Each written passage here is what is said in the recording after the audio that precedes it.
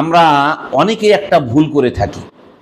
জিলহজ মাসের 7 উঠেছে যখন, আপনি যদি কুরবানি করার সমর্থ আল্লাহ সুবহানাহু ওয়া তাআলা আপনাকে দেয়, আপনি কুরবানি করবেন, নিয়ত করেছেন, আপনার সমর্থ রয়েছে যে আপনি কুরবানির পশু ক্রয় করে কুরবানি করবেন, সেক্ষেত্রে রাসূলুল্লাহ সাল্লাল্লাহু আলাইহি সাল্লাম একটি দিক নির্দেশনা দিয়েছেন কঠিনভাবে।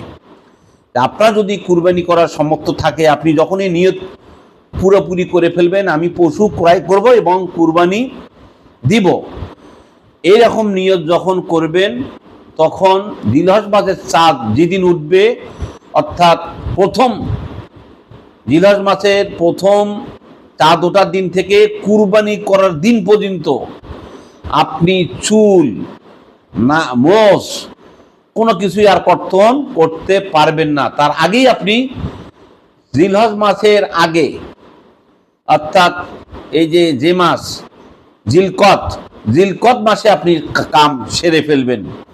আপনার মোষ কাটা, দাড়ি কাটা, চুল কাটা, নাভির নিচের পশমগুলি কাটা, এটা অর্থাৎ জিলকত মাসে আপনি সেরে ফেলবেন, যাতে জিলহজ মাসে আপনাকে ওখানে অর্থাৎ কুরবানির 10 দিনের ভিতরে আপনার দাড়ি মোষগুলি বড় হয়ে যাবে, অর্থাৎ মোষগুলো অনেক বড় হয়ে যাবে। এটা আপনার মাথায় রাখতে হবে। আপনি যদি কুরবানি করেন, সদিচ্ছা আছে, শতভাগ নিয়ত করেছেন আপনি কুরবানি করবেন, রাসূলুল্লাহ সাল্লাল্লাহু আলাইহি সাল্লাম বলেছেন, এই আবু দাউদ শরীফের 2791 নম্বর হাদিস, আবু দাউদ শরীফের 2791 নম্বর হাদিসে রাসূলুল্লাহ সাল্লাল্লাহু আলাইহি সাল্লাম বর্ণনা করেন। এখানে হযরত সাঈদ ইবনুল মুসাইব রাদিয়াল্লাহু তাআলা আনহু হাদিসটি বর্ণনা করেছেন।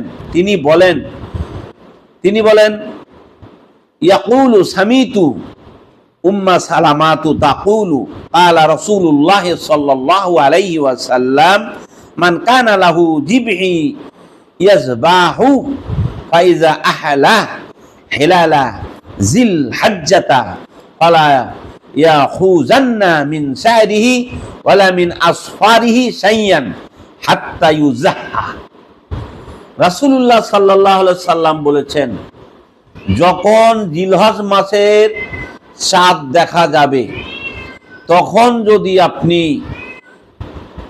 দাড়ি মোষ আপনার বড় হয়ে যায় আর আপনি কুরবানি করবেন, নিয়ত করে ফেলেছেন, তাহলে আপনার দাড়ি, মোষ, নখ, নাভি, বগলের পশমের কোথাও কোনো চুল আর কর্তন করতে পারবেন না। যদি আপনি কুরবানি করার নিয়ত থাকে, আপনি কুরবানি করবেন, পশু কিনবেন, নিয়ত ফাইনাল, যথাযথভাবে আপনি কুরবানি করবেন, প্রস্তুতি শতভাগ নিয়েছেন, কিন্তু আপনি জিলহজ মাসের 1 তারিখ, 2 তারিখ, 3 তারিখ, 10 তারিখে কিন্তু কুরবানি, 10 দিনের দিন কুরবানি, কিন্তু আপনি 6 তারিখে, 7 তারিখে দাড়ি মোষ বড় হয়ে গেছে, আপনার দেখতে খারাপ লাগে, হঠাৎ করে আপনি মোষ, চুল, দাড়ি কাটলেন, এটা করা যাবে না। রাসূলুল্লাহ সাল্লাল্লাহু আলাইহি ওয়াসাল্লাম নিষেধ করেছেন।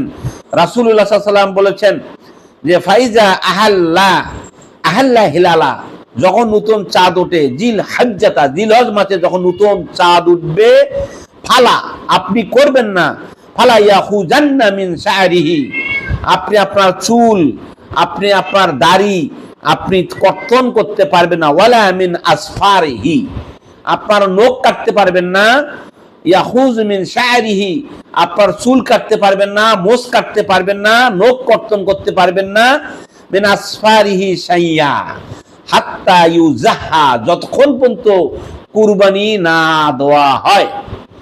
অর্থাৎ কুরবানি দিবেন এই নিয়ত যদি থাকে, তাহলে জিলহজ মাসের 1 তারিখ থেকে শুরু করে নিয়ে 10 তারিখ পর্যন্ত আপনি চুল, দাড়ি, মোষ কর্তন করতে পারবেন না। রাসূলুল্লাহ সাল্লাল্লাহু আলাইহি সাল্লাম মানা করেছেন। সম্মানিত ভাইয়েরা, আমি অনেককেই দেখেছি জিলহজ মাসের 1, 2, 3 তারিখে যা দাড়ি মোষ সাইজ করে, কুরবানির আগের দিনেও অনেকেই চুল, দাড়ি, মোষ সাইজ করে তারপরে ঈদগাহে নামাজ পড়তে যায়, এসে কুরবানি করে। এটা সম্পূর্ণ হাদিসের বিপরীত, রাসূলুল্লাহ সাল্লাল্লাহু আলাইহি ওয়াসাল্লামের সুন্নতের বিপরীত, রাসূলুল্লাহ সাল্লাল্লাহু আলাইহি ওয়াসাল্লামের আদর্শের বিপরীত। সম্মানিত উপস্থিতি, আপনারা এই কাজ ভুলেও করবেন না। চাঁদ ওঠা মাত্রই জিলহজ মাসের চাঁদ যখন উঠবে তখন থেকে যারা কুরবানি করবেন তারা চুল, মোষ, দাড়ি, নখ কর্তন করবেন না কুরবানি দেওয়ার আগ পর্যন্ত। কুরবানি হয়ে গেলে ওই দিন আপনি বিকেলবেলা আপনি কর্তন করতে পারবেন, এতে কোনো সমস্যা নেই, কিন্তু কুরবানির আগ পর্যন্ত চাঁদ উঠলে আপনি এটা থেকে বিরত থাকবেন। আল্লাহ সুবহানাহু ওয়া তাআলা সকলকে তৌফিক দান করুক। আসসালামু আলাইকুম ওয়া রাহমাতুল্লাহ।